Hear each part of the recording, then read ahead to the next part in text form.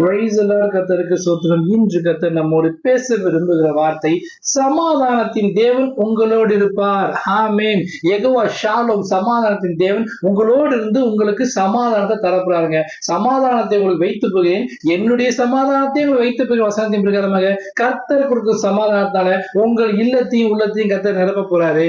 வசனம் பிலிப்பியர் 4:9 என்ன சொல்லுதுன்னா, நீங்கள் என்னிடத்தில் கற்றும் அடைந்தும் கேட்டும் கண்டும் இருக்கிற இவைகளோ அவைகளையே செய்யுங்கள், அப்பொழுது சமாதானத்தின் தேவன் உங்களோடு இருப்பாரு. நம்ம இயேசு கிறிஸ்து என்ன கற்றுக்கொண்டோம், என்ன அடைந்தோம், என்ன கேட்டோம், என்ன கண்டோம்னா, விசுவாசத்தை கற்றுக்கொண்டோம், ஜெபிக்க கற்றுக்கொண்டோம், கீழ்ப்படியை கற்றுக்கொண்டோம், பிதாவின் சித்தத்தின்படி செய்ய கற்றுக்கொண்டோம், ஊழியத்தை செய்ய கற்றுக்கொண்டோம், விசுவாசத்தை துரத்த கற்றுக்கொண்டோம். இப்படி பல காரியங்களை நம்ம கண்டும் வேதத்துக்கு ரகசியங்களை படித்தும் அறிந்தும் எடுத்துக்கோம் இல்லையா? அந்த நித்திய ஜீவனை பெற்றுக்கோம் இல்லையா? சுதந்திரத்தை பெற்றுக்கொண்டிருக்கோம் இல்லையா? பாவ மன்னிப்பு நிச்சயத்தை பெற்றுக்கொண்டோம் இல்லையா?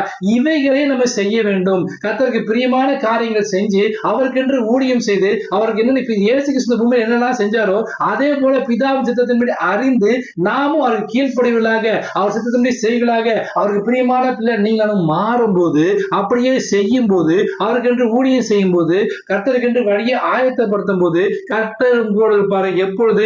அப்பொழுது சமாதானத்தின் தேவன் கூட இருப்பாரு. சமாதானத்தை தருவேன்னு சொல்ல, சமாதானத்தின் தேவனே இறங்கி வந்து நம்மோடு இருப்பாராம். நம்ம கூட இருக்க தேவன், வானத்தையும் பூமி உண்டாக்கின தேவன் யெகோவா ஷாலோமாய் நம்ம கூட இருந்தாருன்னா வேற என்ன வேணும்? வாழ்க்கையில எல்லா பகுதியும் கர்த்தர் மிகப்பெரிய சமாதானத்தை, உலகம் கொடுக்க முடியாத சமாதானத்தை கர்த்தர் உங்களை ஆசிரிக்க போறாரு. உங்களோடு இருந்து ஆசிரிக்க போறாரு. விசுவாசத்தோட காத்துருங்க. அவர்கிட்ட என்ன கற்றுக்கொண்டீங்களோ அதன்படி நடந்து கொள்ளுங்க, வேதத்தின்படி நடந்து கொள்ளுங்க. அவருக்கு பிரியமில்லாத காரியங்களை வாழ்க்கையை எடுத்து போட்டு அவருக்கு பிரியமான பிள்ளை நடக்கும் போது, அப்பொழுது சமாதான தேவன் உங்களோடு இருந்து உங்களுக்கு பரிபூர்ண சமாதானத்தை தந்து ஆசீர்வதிப்பாராக.